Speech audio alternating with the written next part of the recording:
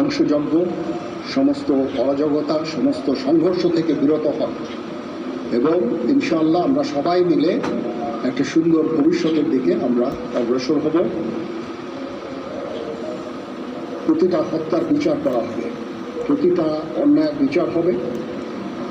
আমরা আজকে সুন্দরভাবে কথা বলেছি, সমস্ত দলের প্রধান দলের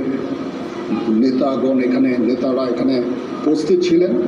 আমি ওনাদের ইনভাইট করেছিলাম এখানে, ওনারা ভেরি নাইস অফ দেম যে ওনারা এসেছেন অ্যান্ড আমরা একটা সুন্দর আলোচনা করেছি এবং এই আলোচনাটা ফলপ্রসূ হবে বলে আমি মনে করছি এবং আমরা একটা সুন্দর একটা ইন্টারিম গভর্নমেন্ট ফর্ম করে আমরা দেশ পরিচালনা করব।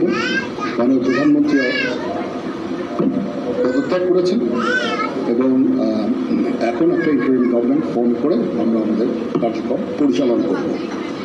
আপনারা একটু ধৈর্য ধরেন, আমাদের কিছু সময় দেন, ইনশাআল্লাহ আমরা সবাই মিলে সমস্ত সমস্যা সমাধান করতে সক্ষম হব।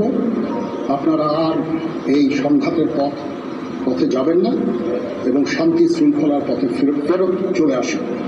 আমাদের দেশের অনেক ক্ষতি হচ্ছে, অর্থ সম্পদের ক্ষতি হচ্ছে, জানের লোকজন মারা যাচ্ছে। তো এগুলো থেকে আপনারা বিরত হন এবং আমাদের সাহায্য করেন। আমি সমস্ত দায়িত্ব নিচ্ছি, আপনারা আমাকে সাহায্য করেন। সবাইকে ধন্যবাদ। আল্লাহ হাফিজ।